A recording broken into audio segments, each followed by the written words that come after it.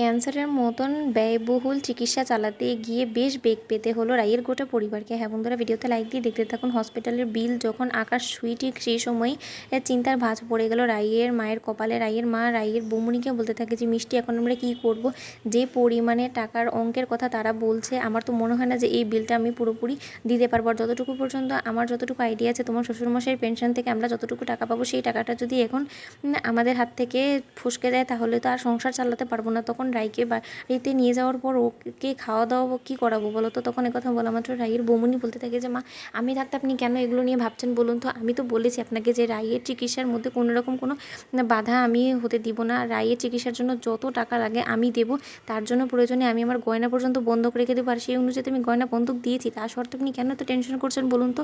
তখন একথা বলা মাত্র রাইয়ের মা বলতে থাকে যে মিষ্টি, তুমি যতই গয়না বন্ধক দাও না কেন, সেই গয়নাগুলো তো এক না একদিন আমাদেরকে ছাড়াতে হবে। অন্তত চোরইয়ের ভবিষ্যতের কথা ভেবে হলেও তো আমাদেরকে সেই গয়নাটা ছাড়িয়ে আনতে হবে। আর এটা যদি একবার তোমার বর জানতে পারে, তুমি ভেবে দেখেছো যে কত বড় একটা বাড়িতে তুলকালাম লেগে যেতে পারে? তখন একথা বলা মাত্র রাইয়ের বৌমনি বলতে থাকে যে সেসব নিয়ে মা আমি একদম এখন ভাবছি না। আমার কাছে এখন সবথেকে বড় প্রাধান্যই হলো কি রাইকে সুস্থ সবল করে বাড়ি ফিরিয়ে নিয়ে যাওয়া। আর সেটা করতে যা যা করণীয় আমি সেই সব কিছু করবো। তখন স্রোত বলতে থাকে যে বৌমনি, শুধু কি তুমি একা আছো? আমার টিউশনেরও তো কিছুটা টাকা আমার কাছে আছে, সেগুলো না হয় আমি অ্যাড করে দিব, তাতে তো কিছুটা টাকা অন্তত সহায়তা হবে, তাই না? আর মা, তুমি সংসার চালানোর জন্য কেন ভাবছো বলো তো? সেটা ঠিক জোগাড় হয়ে যাবে। তখন কথা বলতে না বলতেই সার্থকের বাবা টাকার চেক নিয়ে হাজির হয়ে যায় আর বলতে থাকে যে আমি বলেছিলাম না যে রাইয়ের গোটা চিকিৎসার সব খরচ আমি বহন করব? তার শর্ত আপনাদেরকে বারণ করার শর্ত আপনারা বারবার করে জোর জবরদস্তি করে 50,000 টাকা অন্তত দিয়েছেন, কিন্তু আর আপনাদেরকে দেওয়ার কোনো প্রয়োজন নেই। রাইয়ের চিকিৎসার জন্য যা যা খরচ হবে সেটাই এখন থেকে আমার টাকাতে হবে, কারণ রাইও আমার আরেকটা মেয়ে, তাই রাইয়ের চিকিৎসায় কোনো রকম কোনো ত্রুটি আমি হতে দেবো না। তাই তার জন্য যা যা করণীয় সে সব কিছু আমি করব। আর ক্যান্সারের ট্রিটমেন্ট বেশ ব্যয়বহুল, সেটা তো আপনারা খুব ভালো করে জানেন, তাই না?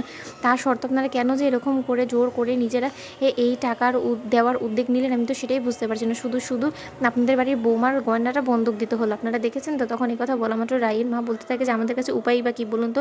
কত আর লোকের কাছে হাত পেতে টাকা ধার করব বলুন তো? হাজার হোক আমাদেরও তো লাজ লজ্জা বলে কিছু একটা আছে। তখন এই কথা বলা মাত্র সার্থকের বাবা বলতে থাকে যে লাজ লজ্জা কিসের বলুন তো? যেখানে কিনা আপনি আমাকে দাদা বলেছেন আর রাই আমাকে আঙ্কেল বলেছে, তা সত্ত্বেও সেখানে যদি আপনারা এখনও পর্যন্ত আমাকে নিয়ে ফর্মালিটিস করেন তাহলে তার আমি ভাষা খুঁজে পাবো না আপনাদের সাথে কথা বলার জন্য। আমি মন থেকে রাইকে আমার মেয়ের মতনই অ্যাকসেপ্ট করে নিয়েছি। আর আমার মেয়ের ট্রিটমেন্ট আমি বাবা হিসেবে যদি করার জন্য কিছু ত্রুটি রাখি শুধুমাত্র কয়েকটা টাকার জন্য, সেটা কি খুব একটা ভালো দেখায় বলুন তো?